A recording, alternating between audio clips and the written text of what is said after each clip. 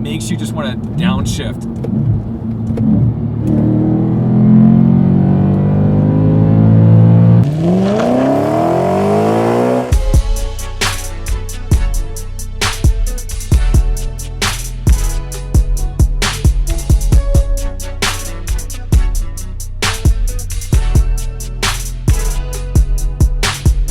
Welcome to one of my childhood dream cars. This is the B7 RS4.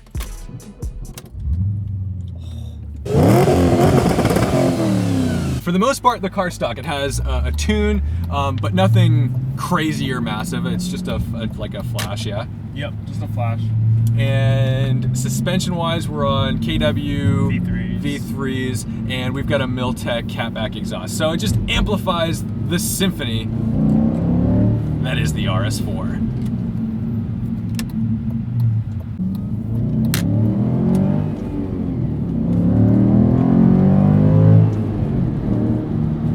Oh, she feels good. This thing, you know, when you think of BMWs, you think of high-strung, naturally aspirated V8s or inline sixes. With this car, we have this high-strung but torquey 4.2-liter naturally aspirated V8 that revs out over 8,000 RPM. And that is a beautiful feeling. Thank you. And that showcases the low-end torque of the RS4. I was just in second gear at like idle, and I could get into the throttle and still go. How cool is that? Can't do that in my M3. This car came out a year before the E90, E92 generation of the M3. So the RS is always positioned a little above the M cars, whereas an S4, for example, is more of a competitor with a 335. Yeah, and also like the RS4s, during the time when they first came out, they were competing against E46s. That was like kind of the end of the E46 range. Oh, this would have destroyed the E46. Yeah. Oh my God, poor BMW. If I was BMW and like we were just discontinuing the E46 in 2006, and then this came out before I could get the E92 out, tears. Yeah, tears. A lot of people were sad about it. But it was so there's only about 2,000 in the States. They're pretty rare. And it's because at the time they were 10 or 15 grand more than an M3. This was not a cheap car. No, these were expensive. These were like 85 in 2007 money.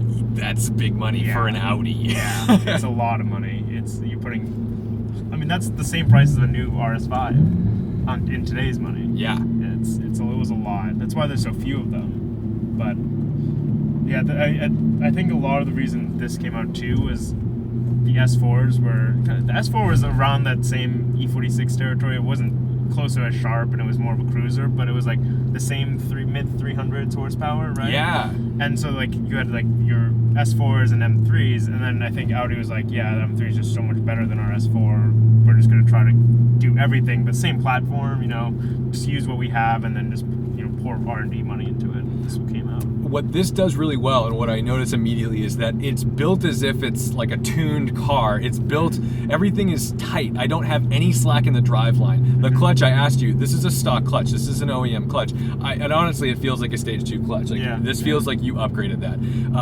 Everything in this car feels like, I mean, I know you have some input into the suspension with aftermarket, but you really haven't done much to this car. No. Everything feels like the way I would want my car to feel, which it never happens from the factory, especially on like an Audi. Yeah, very, very true.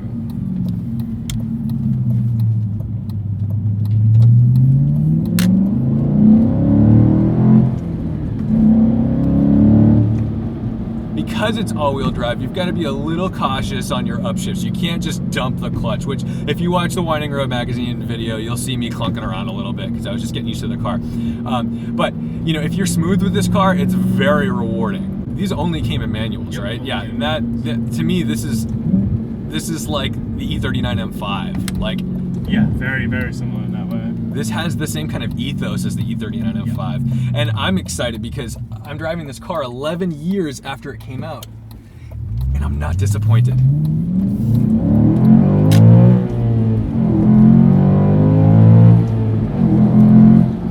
Brakes are monsters. You said they came off the Gallardo? Yep.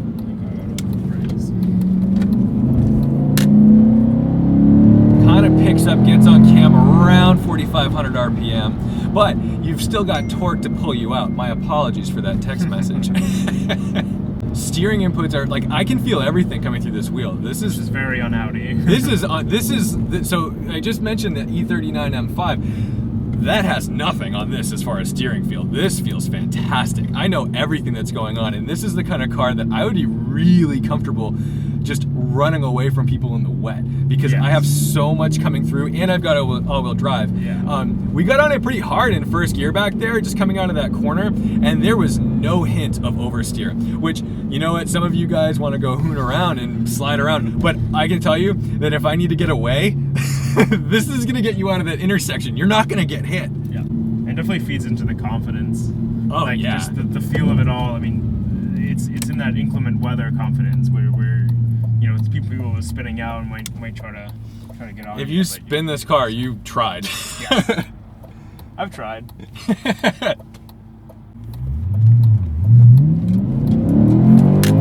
Look at that traction. So heel toe in this car is a little tricky. The pedal box is set like this. Once again, text messages, my apologies. But the pedal box is set a little bit like this. So it's a little tricky to find that throttle. I mean, it's not impossible. I'm not gonna go mess around with it today just because it's not my car and I don't wanna be clunky on camera, embarrass myself, and I'm having fun, so. I just, you know, this is an R8 engine, right? I mean, yeah, pretty much, I don't know what they did, maybe there's different heads or something like that. No, it's actually, so they made this engine first, obviously, then they brought the R8 in 2008. And what they did was like a different intake manifold, which has like kind of like two pipes, and I think it also has two throttle bodies. This one just has like one big one. Yeah. Besides that, I mean, maybe some like auxiliary stuff, but the engine at its core is the same.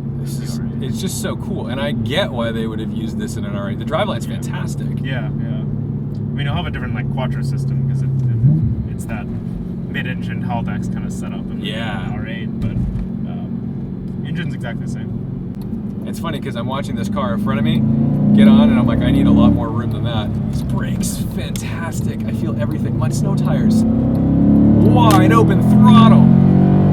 I can place this within an inch of its life.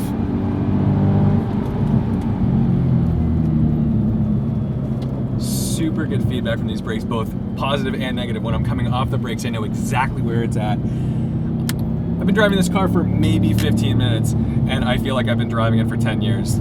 Seriously, this is a phenomenal car. The RS4 does not disappoint. And the sound it makes, there is nothing more motorsport than this.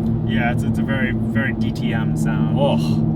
You know, we're getting into this culture now where everyone's all about the burbles. All they want is to lift off and hear the overrun and like, oh, they pop. Like, dude, maybe I'm, you know what, I'm almost 30. Maybe I'm old. Maybe I'm just jaded and I don't get what the kids are into today. But to me, this under load beats that every day of the week. And it makes you just want to downshift.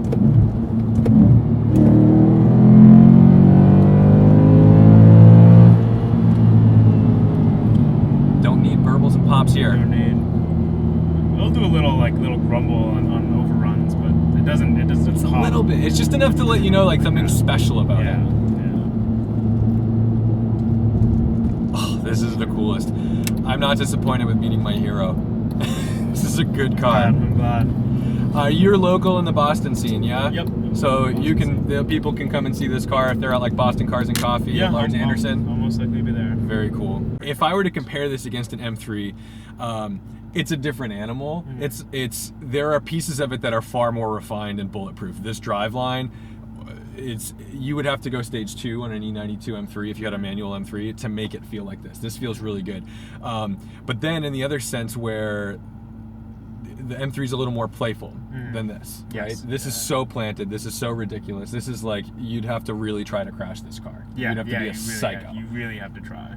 I bet on track, it would absolutely become apparent the differences between the two cars, but on the street, this thing is more than enough. And this engine is amazing. It's got a much more guttural muscle car kind of sound to it. Yes. Yeah. Which is why I would compare it more to a C63. And the reason why this beats out the C63 for me, is that guy. That guy. So thank you guys so much for watching, liking, commenting, and subscribing. If you've got questions about the RS4, you can ask this guy. I'm sure he'll be patrolling the comments. Don't forget to respect the drive, and we'll see you in the next one.